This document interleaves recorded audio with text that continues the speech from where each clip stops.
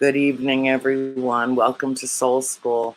Our class tonight is in session, and I hope everybody brought a notebook because Jeff, my darling, how are you? Sucking down your coffee. Hey, I you're am not well. the only one. You're not the only one that's got a cup of coffee.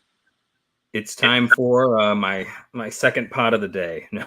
Yeah, I know. I hear you. I do. Mhm.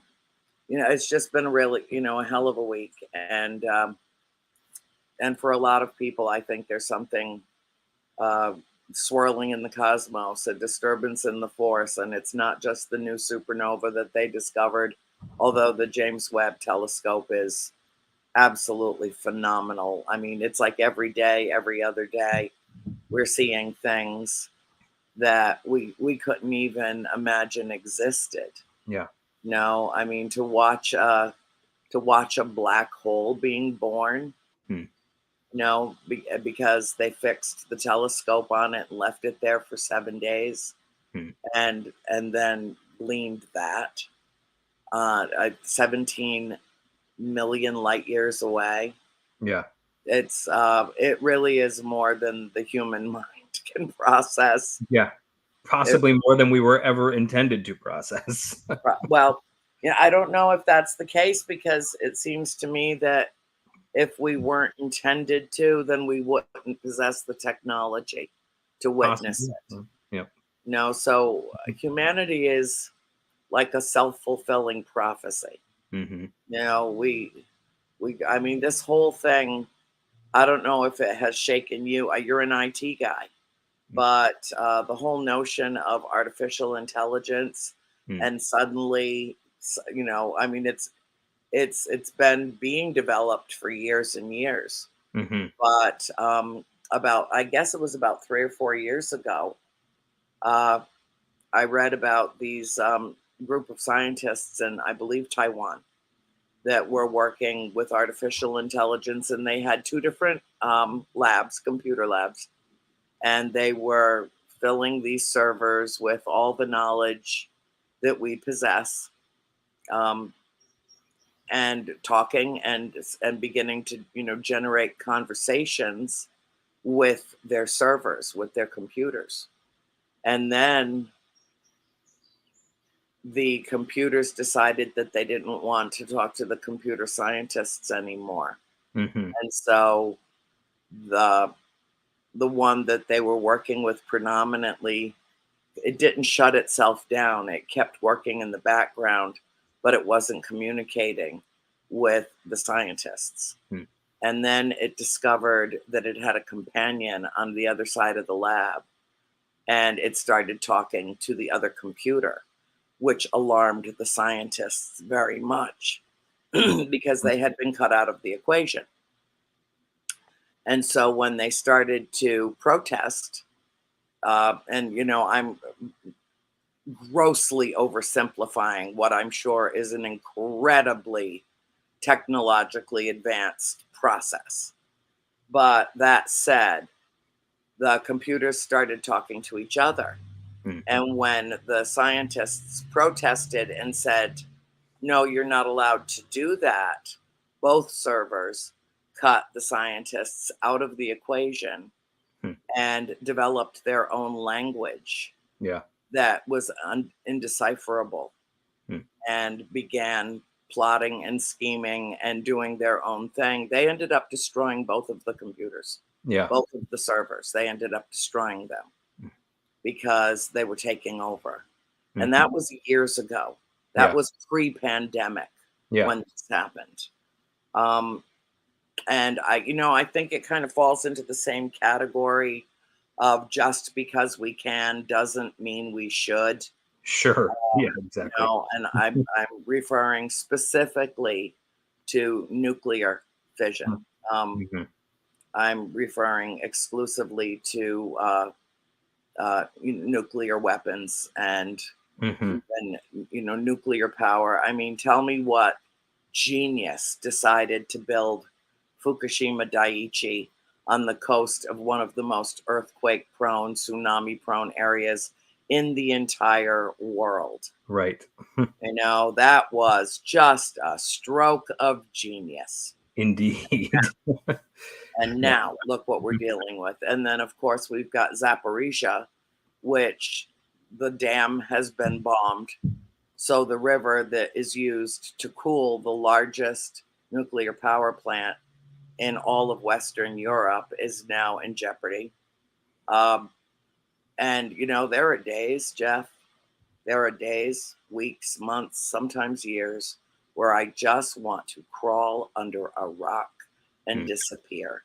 And I get so discouraged because I feel like all of it is beyond our control.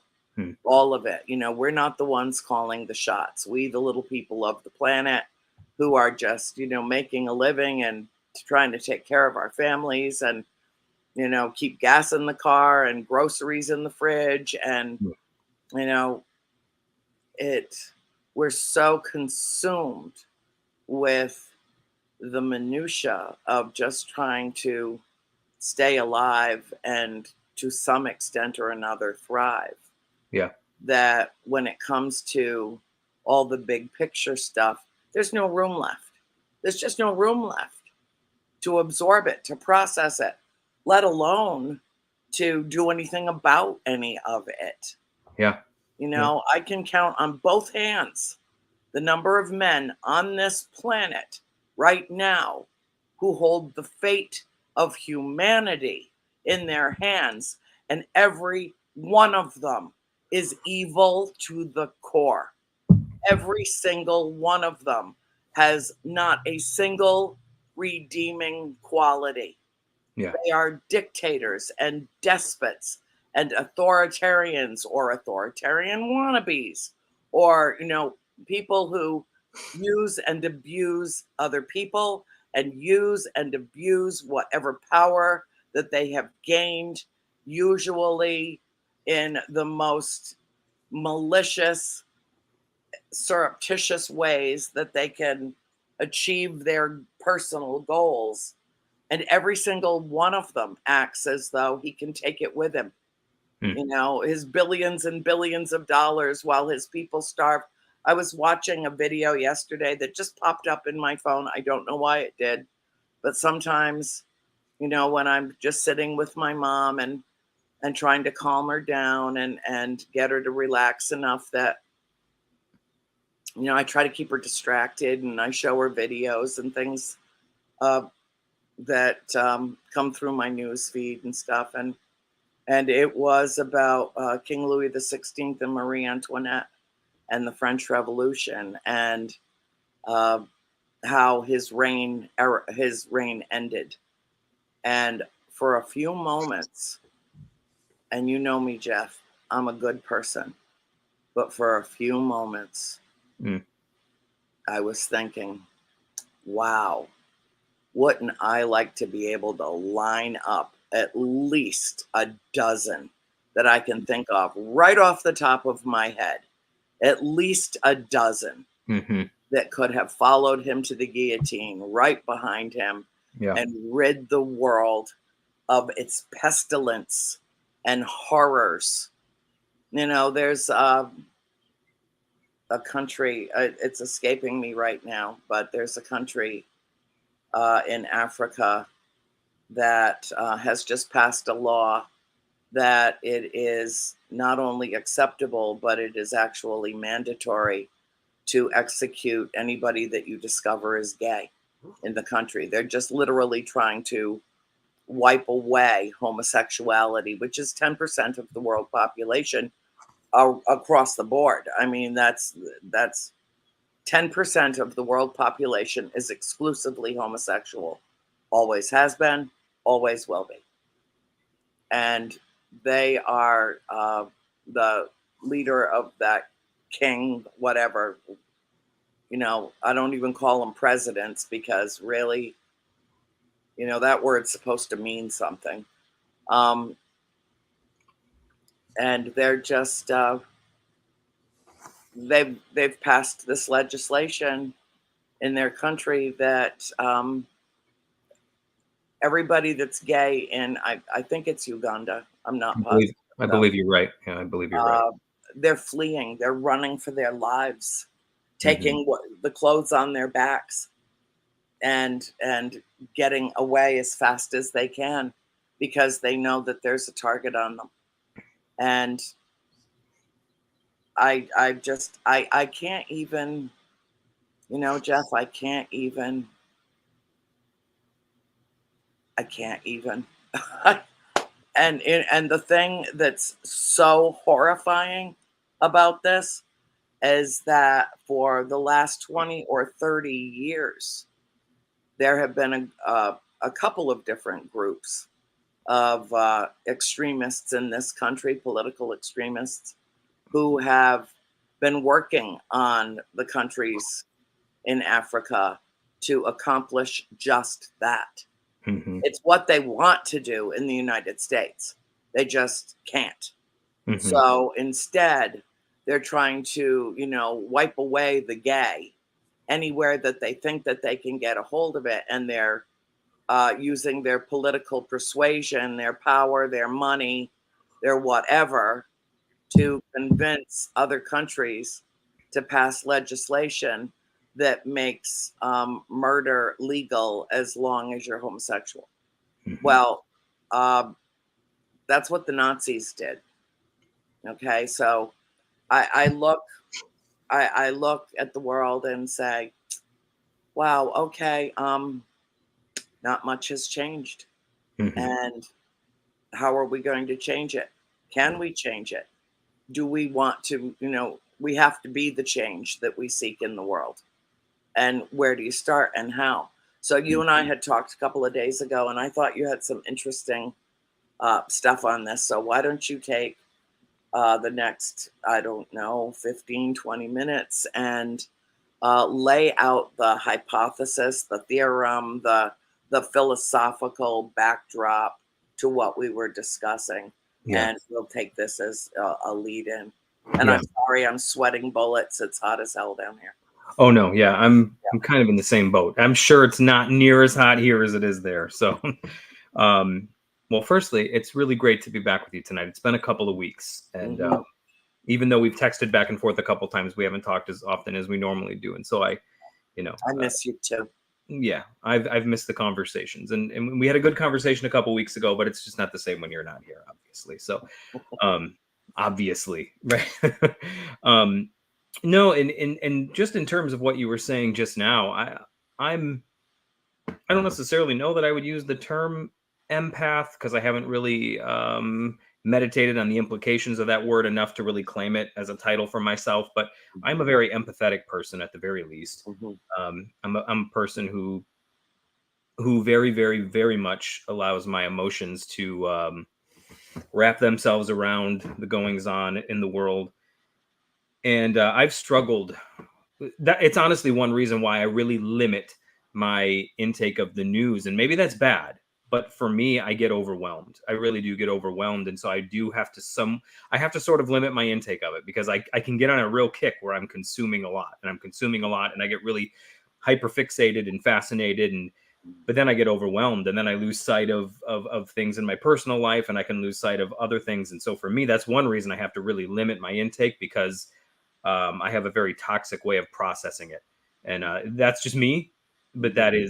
that's definitely something that I've felt over the years. And for me personally, Stoic philosophy, which I know not everybody's a fan of the Stoics, but I'm a huge fan of the Stoics. The Stoics have been so incredibly helpful to me over the years in regulating my proclivities toward anxiety and my emotions. And Stoicism, a lot of people think of Stoicism as being just this kind of like stony faced, not allowing yourself to be to feel, but that's really not what Stoicism is. Stoicism, It's not as severe or rigid as people think that it is. no, I studied it yeah, pretty extensively in college when I was gaining my degree in philosophy. yeah, And at first, I'll have to say, I was kind of put off by it, hmm, because it seemed so unemotional, sure, unconnected. yeah, But then the deeper and deeper I got into it, I started to see uh, the melding, the meshing, between existentialism and stoicism, and Hmm. I found myself trying to find that happy medium Yeah. where you could incorporate elements of both philosophies in, and that they Hmm. were extremely complementary to each other. Yeah, for sure. And even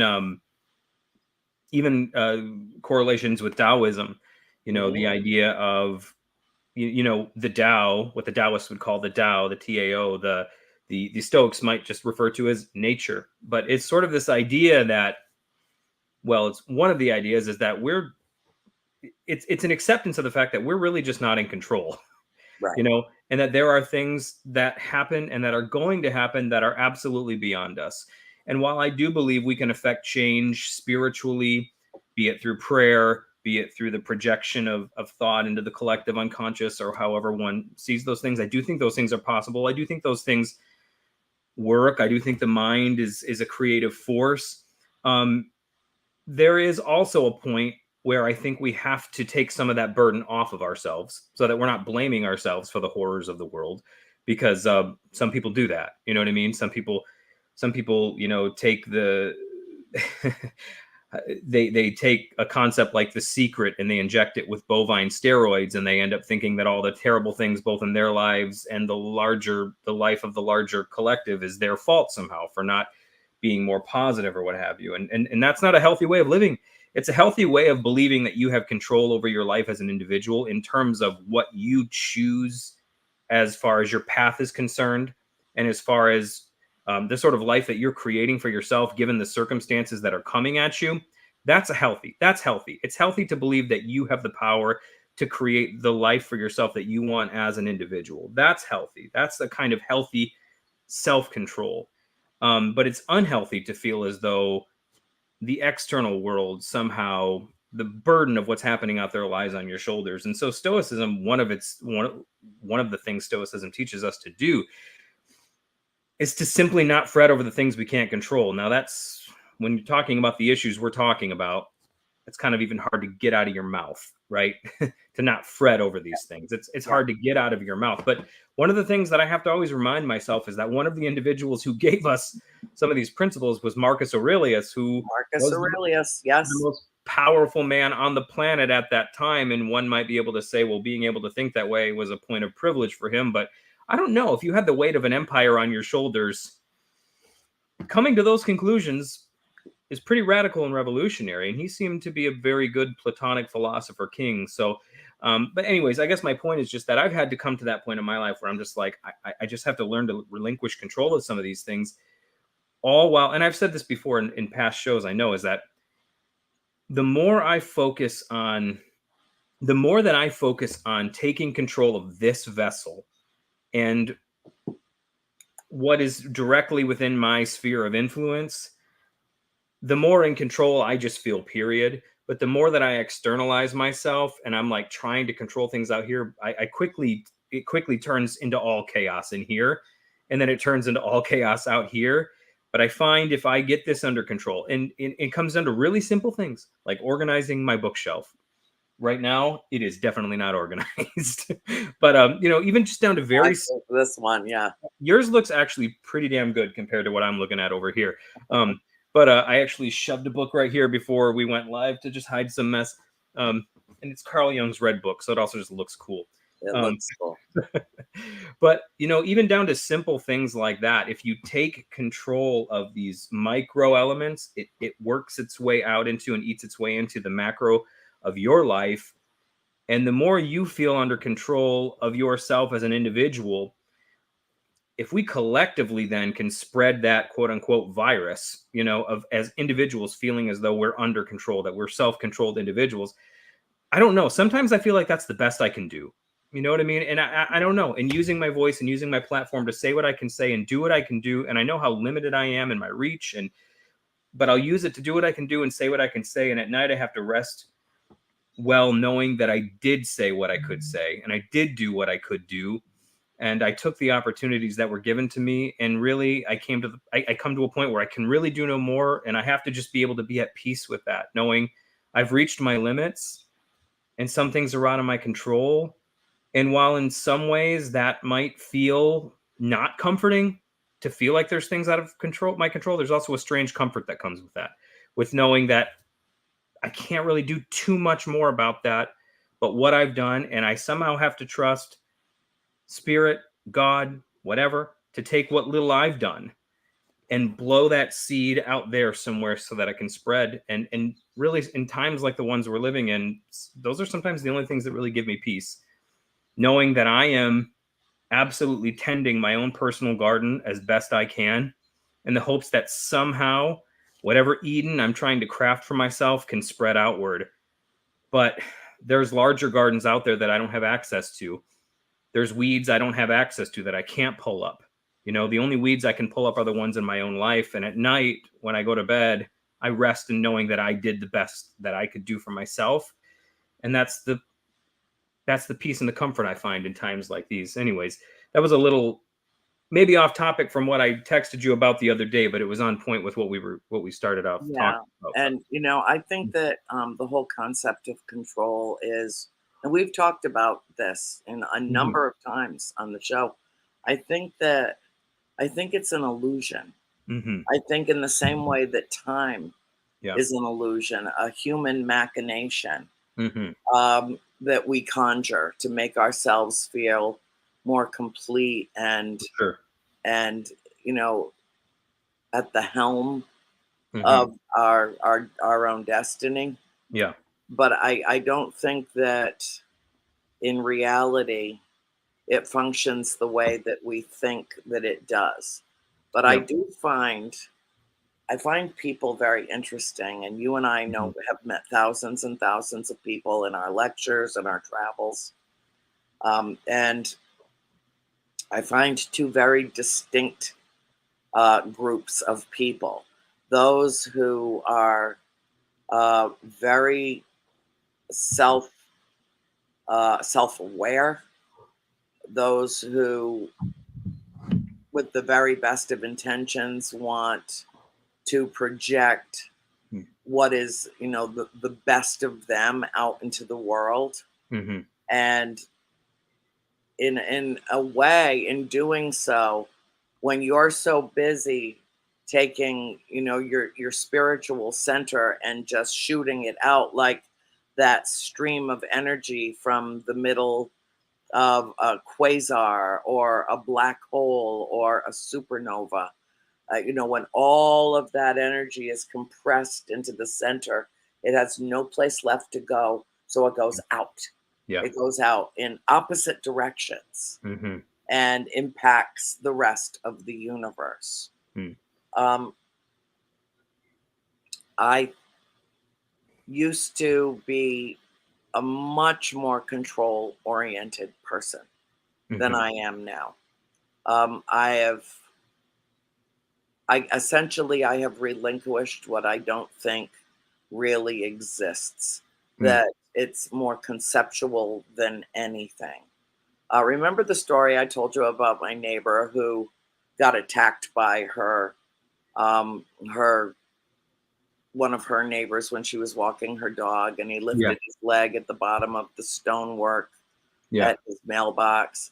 And this man who had always been genteel and well spoken and very cordial suddenly turned into a monster. It was during COVID.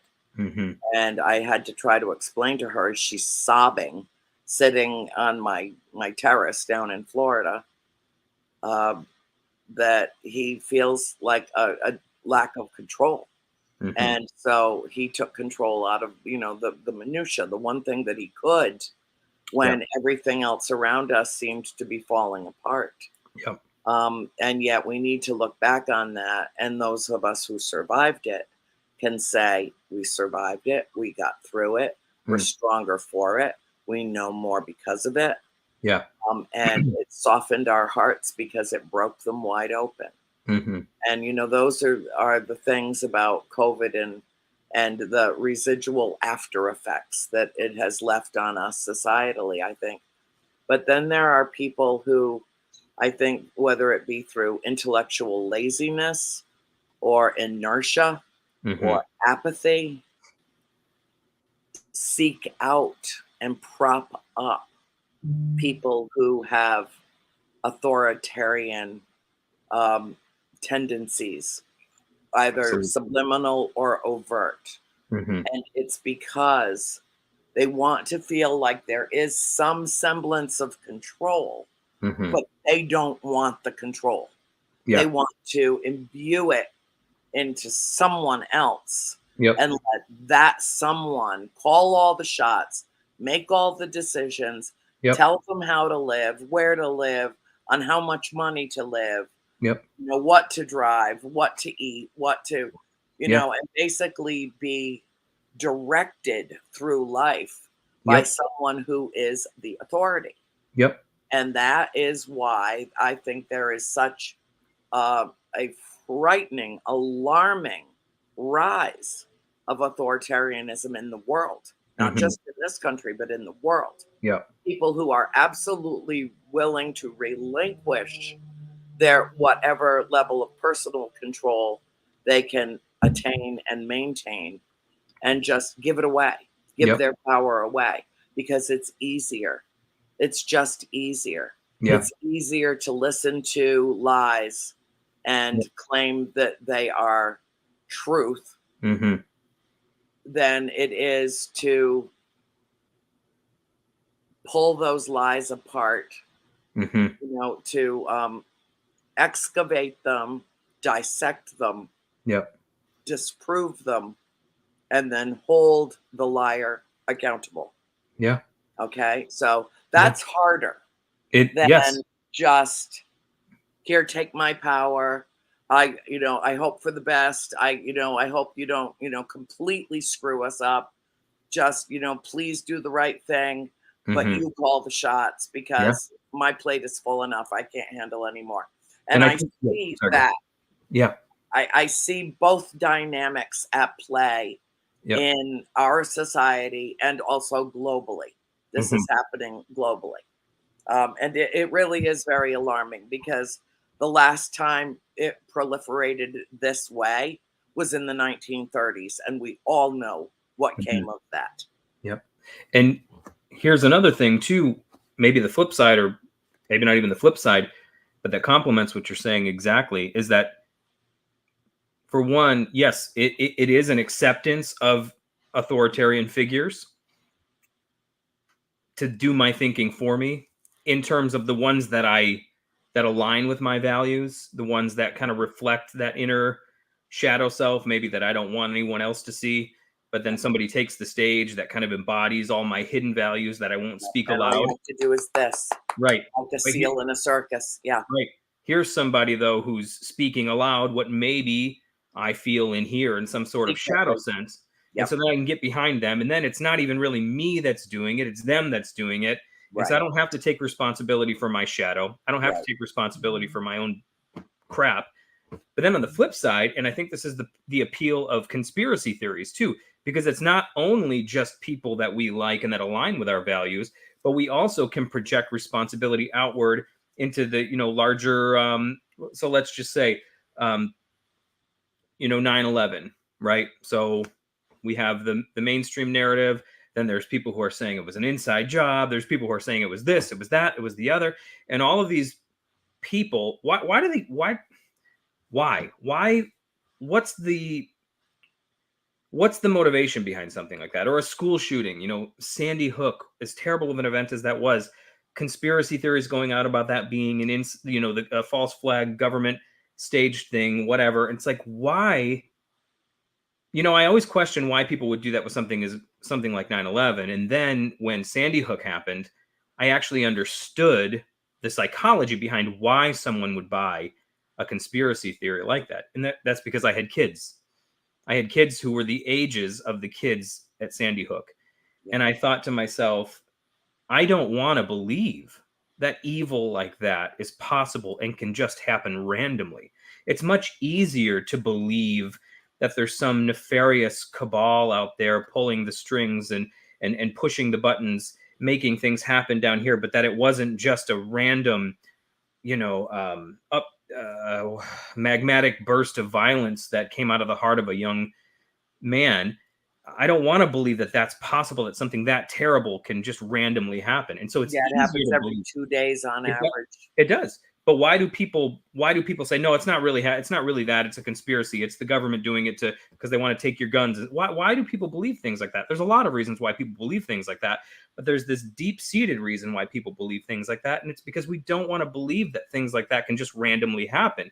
We And want that to. we really live in chaos. Yeah. Right. Yeah. And that we don't want to believe that the world is chaotic. We want to believe that someone is controlling this. Even if it's not stuff we like, we still want to believe that we can abdicate control and say, no, someone else is doing this. And in this case, it's not a dictator we love and we line up to salute. In this case, it's one we would still condemn, but still there's the belief that someone out there is responsible, right? And so then we can still abdicate the responsibility that it's not something that I, as an individual, am not doing, that if we all did collectively could result in the overcoming of such things. So I don't really have to do anything. I don't have to look inward when something like that happens. I can just point my finger and blame a conspiracy, right? Yeah.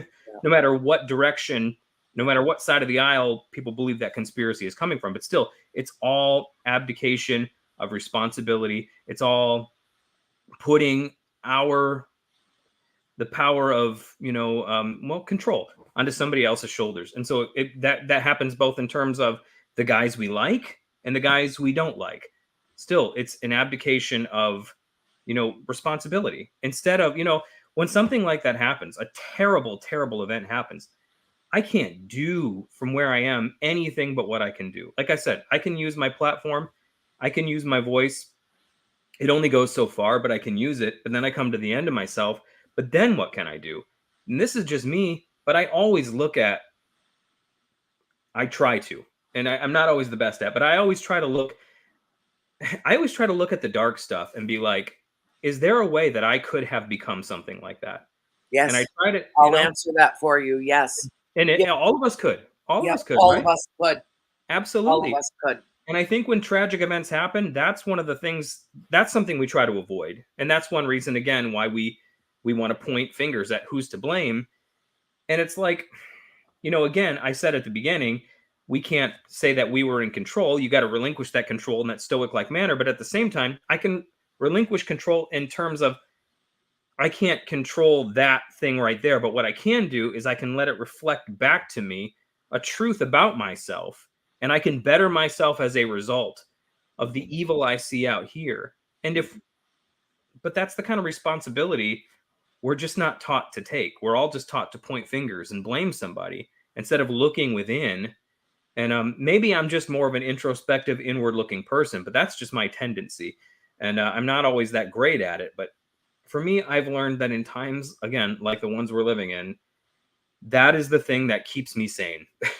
Is that there's nothing I can do in one sense, but in another sense, there is. And it's that I can allow what's going on out here to inform me as to how I could have become that exact thing had I let myself, and how I still could become that same thing if I let myself. And what can I do now to make sure I never do? And that kind of keeps me pretty busy. Yeah. Well, Yeah. because, not only do we have to forge our own personal shields Yes. in steel ourselves Hmm. with fire and ice, and in an elemental way. But then we have to learn how to use it proficiently, Hmm. like Luke and the lightsaber. Yeah. That lightsaber is useless if you don't know how to use it. Yep. And I think that's a perfect metaphor, because I don't think there's anybody that's listening to this show tonight that would dare to deny that there is an absolute disturbance in the force. Hmm. Yep. It's this the frequency, the wavelength that we're riding right now. Yeah. I have a boo-boo. I cut my finger today. I did it. I'm sorry. The boo-boo. I just noticed I could see it on the camera. Again, no control. Hmm. Doing dishes, serrated knife. Didn't see it in the soap suds. There it is. I've done that so many times. I know. So now, had I drained the sink of water and I could see every single thing that was in the sink, rather than plunging my hand mindlessly into Dawn dishwashing bubbles. But sometimes you just got to face the abyss. You just got to go in. You You know what I gotta mean? dive into the abyss, and I did it, and I was Yep. moving fast, moving fast. The nurse was on her way. There was Mm, all kinds of, it's like I ended up canceling the nurse. I'm like, can't do it today, can't do it. I'll be mm, the nurse, okay? You stay home.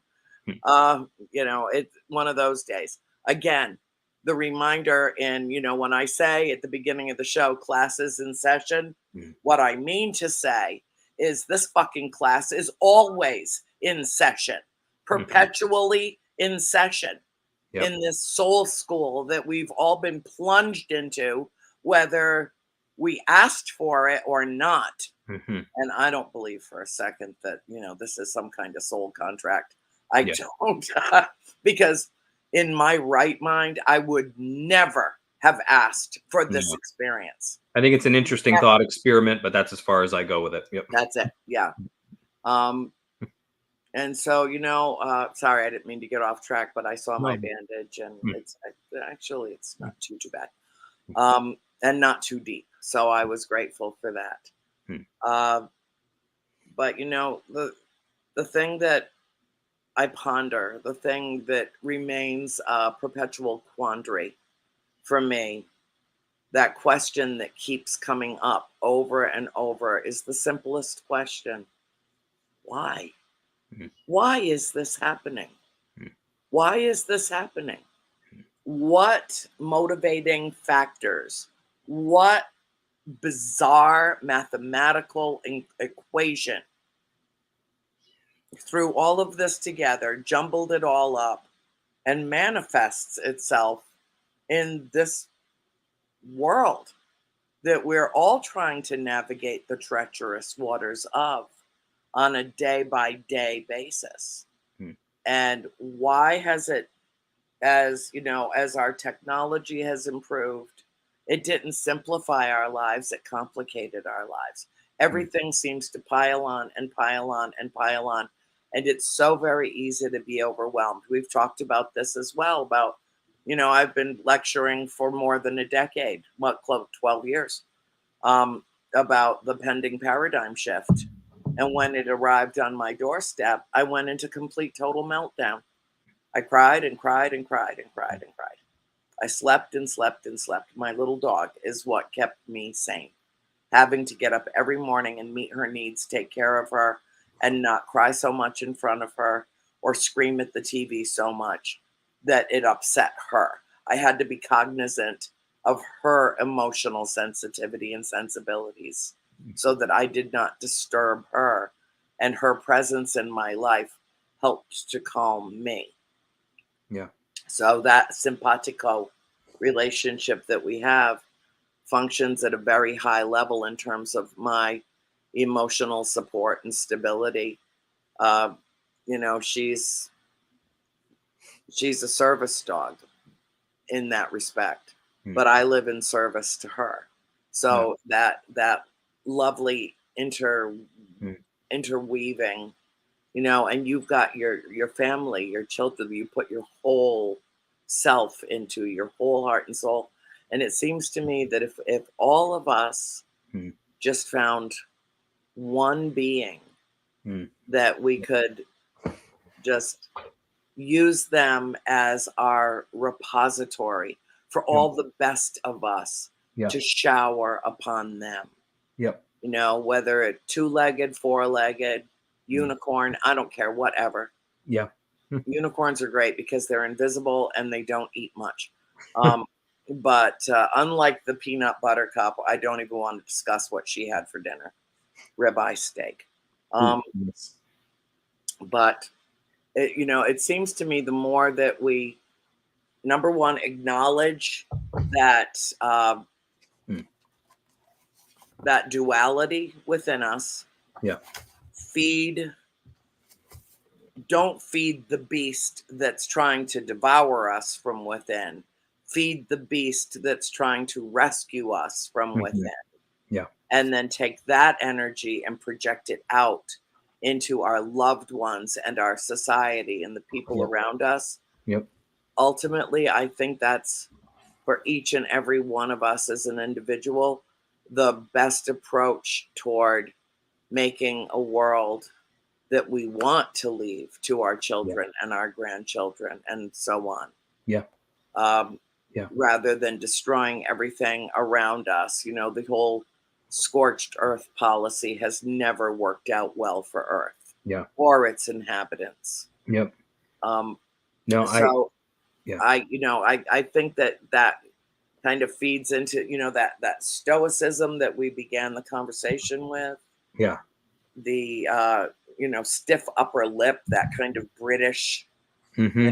we'll get through anything, march Right. on, stay calm, and keep cool, stay calm, whatever. Yeah.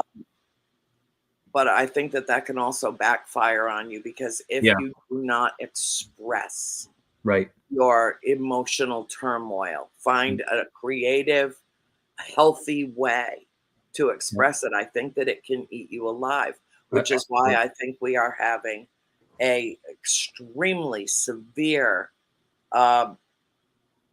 manifestation of mental illness in our society right now. No, I agree. And just a lot of downloads right there as you were talking. Yeah, I saw it happen. Yeah. That whole notion of service, is so huge, and it's so key. When I have been in the very depths of hell, and I don't want to say I've been there to the extent that other people have, but relative to my own very limited experience of reality, I've been at least to like the third or fourth level a couple of times. And when I felt like I could not get out, right? When I felt like I could not get out of this state that I was in, here's what I found every time: service. Yep. Whether it's my children, whether it's my wife, whether it's my community, whether it's just the people that are in my, quote unquote audience, whatever, serving, giving myself to another. There's a great quote from Khalil Gibran, whom we both love. Yes. Says, "I slept and I dreamed that life is all joy. I woke and I saw that life is all service. I served and I saw that service is joy." And that's the truth. We think of service and servanthood and we think, at first it's like, it's so tedious. I want to like be my own person, and I want to like live for myself and all this kind of stuff. And you do that long enough and you realize that's not really where satisfaction is. And I have friends who consider themselves, left-hand pathers, and I respect it. I respect that path of self-discovery. I really do. And I think it's legit. However, I think it, like all things, you can't take just one side of the coin and say that's it. There's two sides to it. And so we all go through seasons where we have to be on that path of self-discovery, to be sure. But then it has to be balanced by a life of service. And I'm convinced, for me, just in my life, and this is coming from one who has a, let's say, a deep fascination with Orthodox Christianity, the mystical side of Orthodox Christianity, and the esotericism of Orthodox Christianity. One of my favorite symbols of the divine, the one that speaks to me most deeply, is that of Trinity. Now, whether one is literally Trinitarian in their worldview doesn't really matter to me. But to me, the symbol, the archetype of the Trinity is so powerful, because what it says about God is that God is not a self-interested singular being, but that God is a family that lives in perpetual service of itself, and itself is more than just an itself. It's a collective. And so that's the word that early Christians, Orthodox Christians specifically, used to describe God was perichoresis. And the word perichoresis means to dance in a circle. And so the picture they put forth of God was this constant moving in a circle. That's why I have this tattoo in my arm here, to always look at it and remember that that's what life is all about. It's this dance of other-centeredness. And so in Christian theology, there's Father, Son, and Spirit. So the Father gives to the Son gives to the Spirit gives to the Father gives to the... It's just this constant motion of other-centered, self-giving love. And so God is not a three-letter word. God's a three-person family. And then in Christian theology, when Jesus becomes a human being, that circle opens up symbolically to everyone and everything. And so now the spirit outpours on all flesh, on humans, and it's just this constant dance of giving and receiving and giving and receiving and giving and receiving. And so that's the receiving part might be that left hand path. I'm seeking, you know, my identity kind of path because you're receiving from the divine, but then it has to be balanced with that giving, and that manifests itself in serving humanity. And when we break that apart and we try to make God or the divine, the highest principle, something other than that, and we try to make it either maybe even just one or the other, we destroy the world. And I think it's no coincidence that I believe it's on 7/21, July 21st of this year, that the movie Oppenheimer comes out. It's going to be directed by Christopher Nolan. I'm sure it's going to be phenomenal because he's a phenomenal director. But about J. Robert Oppenheimer, the let's just say the creator of the, you know, the basically the one who was behind the Manhattan Project, the first detonation of a nuclear bomb on U.S. soil or anywhere really. But the location at which this bomb was detonated was called the Trinity site. Yep. Right, the Trinity site. And so there, the Trinity, if you will, because it was the atom that was split. So if God is the Trinity, then God is that which is at the center of everything. So it was there where they split apart that relationship of service, symbolically speaking, that the capacity for us to destroy each other in ways that were unimaginable prior to this moment were created. And it was also a matter of like less than 2 weeks later that there was a crash that became the impetus for the modern, you know, UFO movement. And I don't think that's no coincidence. Just miles from that site. Why? We split apart the Trinity. What is the Trinity? It's a circle dance. It's dancing in a circle of other-centered, self-giving love. We split that apart symbolically, and what happens a few weeks later? A disc crashes, right? A disc crashes, and then the symbol that emerges from that defines the movement is that of the quote-unquote flying saucer, which I know that's outdated terminology now, but that of a circle. And I'm speaking archetypally, not technically or scientifically. That becomes the symbol of a whole movement. Why? Well, there's a lot of reasons why, but what I think it was is that we split apart in that act the very divine that's at the center of all being. And we said life is not about other-centered, self-giving love and service. It's about power and mutually assured destruction and making sure that we're the ones with the bomb that keeps the others from whatever. And this is what it's about. We split that apart, and what happens as a result?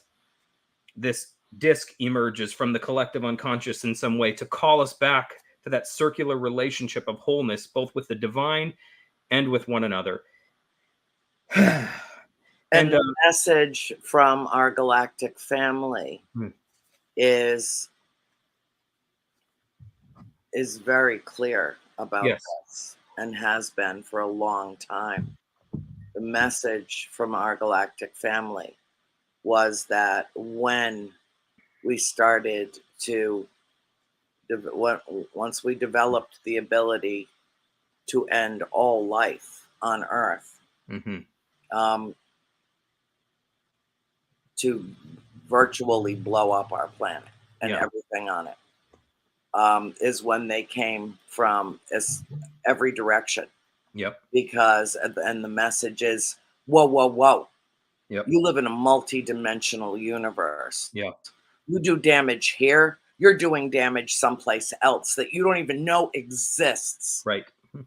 And so if they could get here, they did get here, which is when it's not that they weren't here before, because they certainly were, going back millennia, as far back as any recorded history, and then 1,000 times earlier than that. You know, this is more home to them than it is to us. We're the new kids on the block. But I will tell you that it was no mistake. There was no mistake that these beings, basically almost kamikaze beings, I mean, they had to make their presence known on Earth. They had to. Yeah. Because it's what made everybody stop and go, whoa, what have we done? I mean, there were even scientists who wondered if that explosion was so huge that perhaps they were up there and were hit by the radiation of it. And that's what threw them off on their trajectory. And Yeah.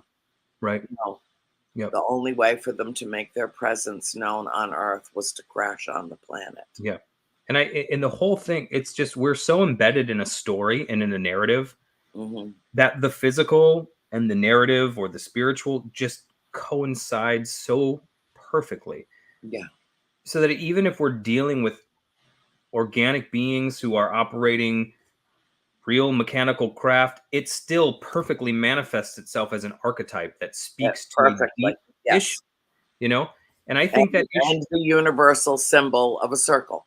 absolutely. And even this year, like it's like even Oppenheimer, the movie coming out 7/21, right? July 21st. 7/21 is three sequences of sevens, right? 7, 14, Mhm. 21. Yeah. 7 is a symbol of wholeness, the circle, repeating 3 times, right? Mhm. Wholeness, wholeness, wholeness. And here's this message coming forth again. And we're being called back to that circular wholeness. And I really think that that is the only real answer or quote unquote solution. It's not even a solution, but it's the only way to, when we're in the midst of absolute chaos, find meaning, I believe, is in service. It's in servitude, in service to one another, not some kind of, you know what I'm saying, in love for one another. And Right. I know And we it pulls us out of our own bleak yeah, sense of a vacancy yes, in yep, self when we feel lost, when we feel that we've slipped so far down the rabbit hole, we have to look up to see bottom, yeah. to see light. Yeah, and we're Uh, so aware of ourselves that we corrupt ourselves. Like Viktor Frankl says, the moment the eye becomes aware of itself, it's degenerating. right. The moment you begin to see spots, it means it's degenerating. The eye, when it's functioning as it should be, isn't really aware of itself. It's aware of something out here. And when we Mhm. are functioning at our most, the way we're supposed to function, we're not really aware of ourselves. We're aware of something outside of us that we're serving and then we're giving ourselves to. And I think that's that 7, 14, 21, 7, 7, 7 circular wholeness we're being called back to in this season of chaos. I agree. Mm. I agree with you. And I hope that this rather ephemeral, rather esoteric conversation tonight, resonates with Yes. people, that it gives us something else to think about in terms of it sounds all very complicated, but it's just really, really simple. Yeah. Do unto others as though you are the others. That's it. Love one another. Mhm. Love one another powerfully. Yes. At every opportunity, extend yourself in service to another human being or to a Yes. creature in need, to a tree that is struggling and sure could use a gallon of water. Mhm. Bring the water. It doesn't always have to be big and complicated and costly and time consuming. Mhm. Sometimes it can be holding a door for Yes. someone who's obviously struggling and wishing them a good day. Yep. It can be that simple. I don't know how we blast through an hour the way that we do, my dear star brother. And we never even got onto the actual subject matter we talked about, which is No, great. so yeah, so we'll talk about that next week, and Yeah. we'll leave them hanging. That'll be our little cliffhanger. Mhm.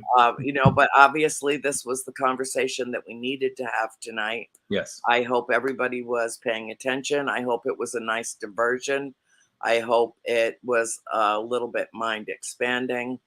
And everybody who's watching this knows that it comes from our hearts, not Yes. just our mind, but from our hearts, our soul, our best intentions for humanity at Yes. large. All Yes. life on this beautiful rock hurling through space. Yes. So, that said, I love you dearly. Please give my best to your family. I will. I will talk to You you as well. during the week, maybe over the weekend, Yes. and to all of those who joined us tonight. We both really legitimately love you all because you exist. Yes. So find peace where you can, and remember, always to be the light that you seek. And with that, we bid you farewell and say, class dismissed. Peace.